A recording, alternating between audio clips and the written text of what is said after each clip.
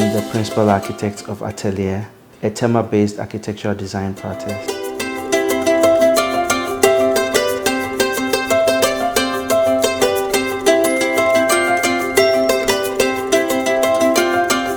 As an architect, for many years I've been more of the person that designs for people, and I've been happy to do that for all of these years. Then about 3 years ago, I started to think again and said, can I possibly get involved in the other end of the business? That is to say, can I develop something that I'd conceived, this time not for a client, but be my own client.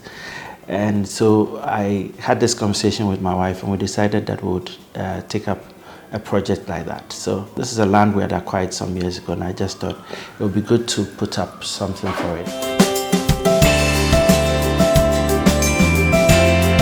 I can't hide the fact that maybe because I have twins, these thoughts about sometimes doing a building that seems to be in a certain way identical, but wanting that each one is as well very independent of the other. So I looked at it in that sense, and then I said I didn't want a home or two homes that maybe right upon approaching it, you see them as a pair. I wanted a certain effect, as if you're approaching each one, it seemed like one home on its own. So I divided along a diagonal, and that was how Twin House was conceived, basically.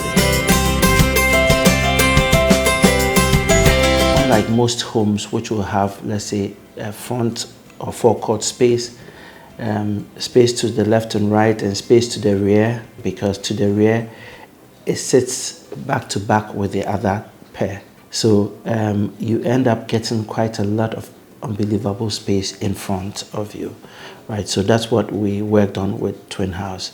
Then we tried to develop deploy all the things we had learned from school about the courtyard effect as well. So in Twin House, it has these strategically positioned courtyards, which does magic. It brings lights and ventilation to a space which, the back-to-back are against each other, so we wouldn't have been able to ventilate some of the spaces well enough, but by the use of the courtyard, it does that magic for us. The roofscape in itself, because it's in one way it looks simple, because it's a one line thing running all the way from the apex to the bottom, but it also gives an illusion of grandiose. I mean, you think it's a big home, but it's really not such a huge home. And again, I realize that sometimes I get clients who want to feel like, oh, that's my home, it's big and all of that. So it's perceptions that we try to have them all answered in Twin House, and with the size of it, it has 4 bedrooms.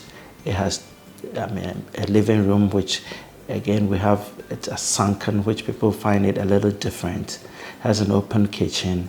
It has a family area, a TV area, has a box room, which is something that I think that as Ghanaians, we tend to store a lot or keep a lot, and there will be the need to have a storeroom. Apart from the kitchen storeroom, most homes don't have that kind of box room. And then the master bedroom with a walk-in closet with a good-sized bathroom. Again, there was this about a balcony from the master bedroom. It's often been requested by many of our clients when we're doing homes. But in Twin House, we did this in such a way that it's completely kind of enveloped. It gives you all the views and ventilation without exposing it to the elements of the weather. So you're able to keep your furniture there. If you're sitting there and it was raining, there's no chance that the rain gets to you. So for me, it was all the little things that we had experienced with clients and know that people want. And sometimes the land provides a challenge and we're unable to provide them, or things that people speak about and we think that we can answer them in Twin House. So this was, I had the control in this case.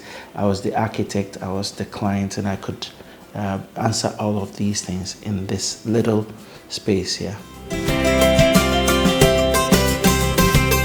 Yes, I thought about it that it should be able to trigger a certain trend. So these were things that we're trying to do that there's a lot of originality in it. To be honest, I've often thought that Twin House provides an exciting dialogue for architects, for technical people, much more than it actually even provides for the uninformed, because of how we work the spaces and the unusual ways that we did it.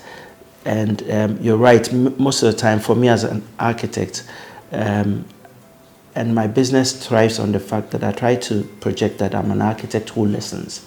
And when you do that with clients, a lot of the times there are things that you may do that completely is not your way that you may want to do. But you try to defer to the fact that it's their project and they are your clients. The success of it should be something that pleases them. But in Twin House, as an architect and as a client, there was that freedom to now do what I wanted to do. And so we're able to do these things this way. There were things that maybe if I had another client, they would have said, oh no, we don't want that. But maybe with me, we've done that. And I think that I've seen from many people who have visited the place, once it's done though, a lot of the same people who may have been not so interested in it have been like, this is positive. We also sought to deploy materials that we think that is being sought after in the market. So we found this material is not local though, but it's a wood look like, but it's fit for the external and will not react with the weather. As an architect, I would say that I realized that in terms of the skeletal creativity, many Ghanaian architects are quite up there with the international competition, but we're really very rigid and very not so adventurous with materials. So then at the end of the day, it makes our buildings all look alike or not so exciting as it ought to be. And so using some of these materials, for example, give Twin House a pretty different look. Yeah.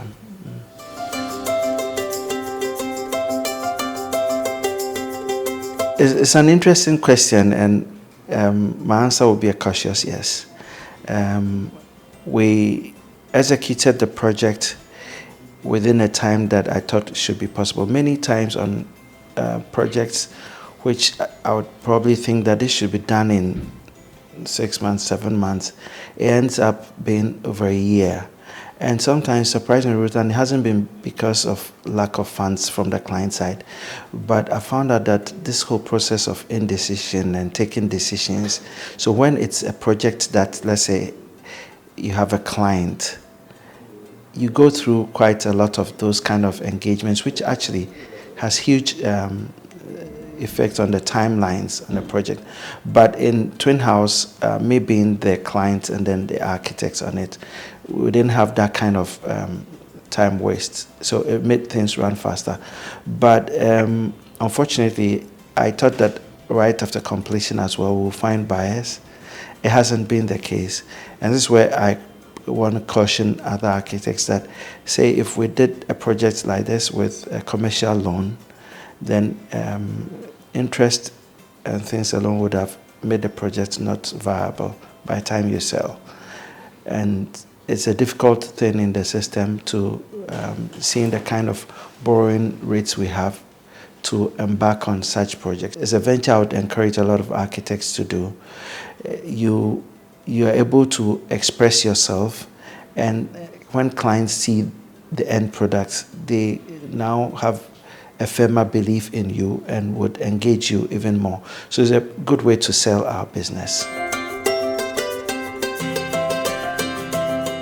When I look at the kind of thoughts that goes into the things we do, I've looked into the eyes of clients when I'm explaining to them how I arrived at their design, and it makes them own it more. It makes them feel an attachment to it.